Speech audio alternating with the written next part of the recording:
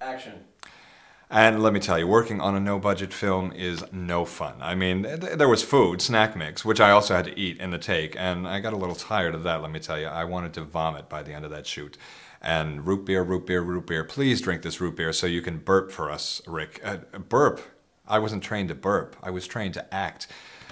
They were nice guys, and you know, you knew since they were doing it for free that they were really having a great time of it. And for a few minutes, I had a great time too. But they dragged me out in some horrible weather, and you know, we were working with headlights, and I volunteered to hold a reflector at one point, and my arms were just getting so tired because I'm an actor. I'm not a reflector holder. But it was a valid experience for all involved, I suppose.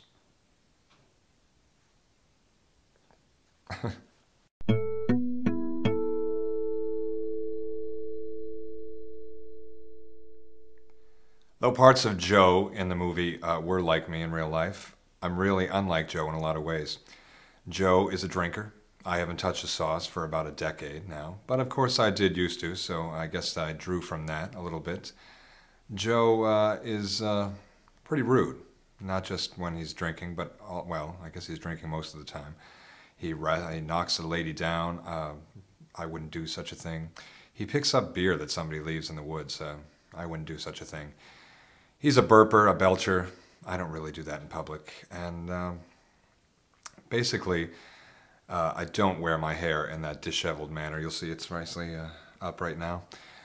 So for a classically trained actor like myself, Joe was a real stretch, but interesting all the same. And I hope that people enjoy my portrayal of him. The sex scene, again, I haven't had sex with a woman in about 10 years, but and maybe that shows in the sex scene and that ended up being cut. I don't know. I haven't seen the final cut yet. So, but in ways, Joe is like me, a man of few words and many grunts.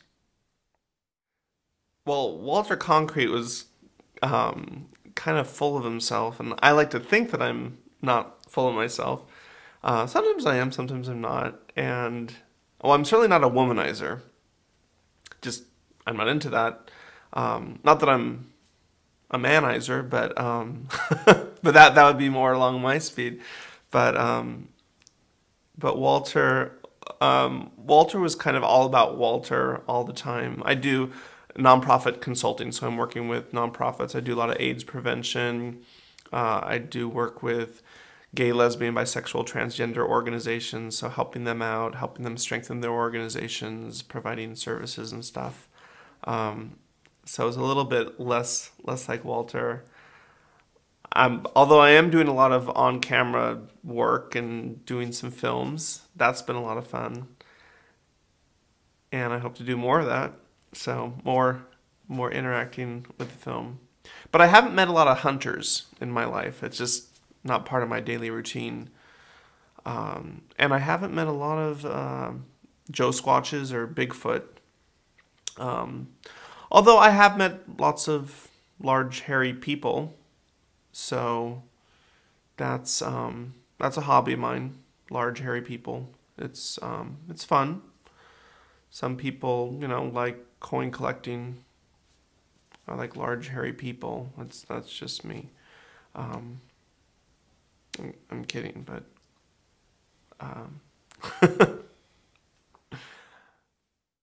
when I was younger, kind of made a specialty of playing old men, but now, now that I am that, I find that there aren't really that many parts left. So we do the same ones over and over again with some that we hope to do still.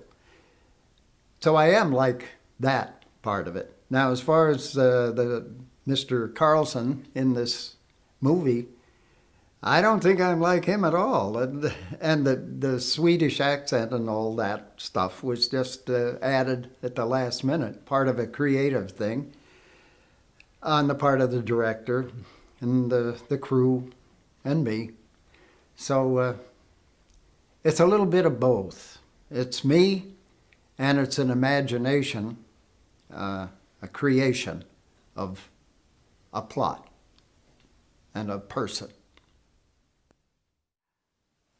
Well, I don't think I'm anything like her. I think that's what's so much fun about playing a character like Barbie, is that it's someone who's completely not like you at all, and it's a lot of fun to do someone completely out of character. I was thinking about it earlier, though. I was trying to think of some sort of similarity that I might have with her, and I think I would have to say it's a little bit of excitement over the attention, and that's about it. I liked being in the background playing a couple of different characters, but my favorite was being Joe. Letting loose, being crazy, having my hair all messed up, lying face first down on Church Street at 11 o'clock at night.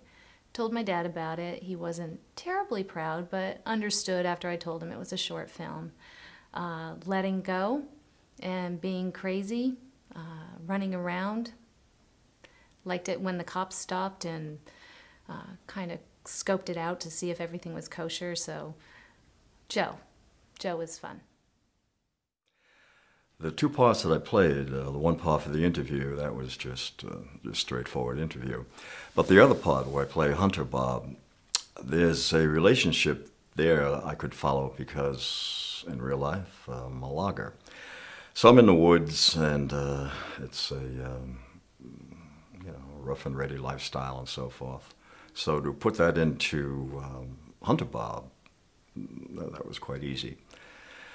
And the first part, of course, that was just a straightforward narrative, really. Just questions asked and just talking like that. She definitely was very self-conscious about herself after the fact and when she was doing an interview, obviously, because she wore a paper bag on her head. And I can relate to all of that. And the other thing is, strangely, when I was doing the scene with Joesquatch, my boyfriend, I had a boyfriend who acted a lot like him. So while I was doing the scene and he sat down next to me and he just like laid his whole body out and like burped a couple of times, and it was just kind of disgusting with like hair all over his face and just with no real regard for my space and stuff like that. It was reminiscent of one of my old boyfriends, so it was a strange experience. I wasn't expecting that to happen. So, yeah.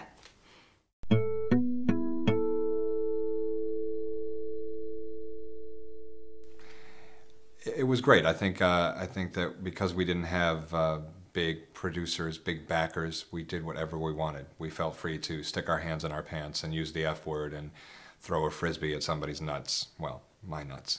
And so it was great. I look forward to doing many more no-budget films, especially with this crew. They were great. And then we did this other thing with the ties, because Walter Concrete has a different tie in every segment.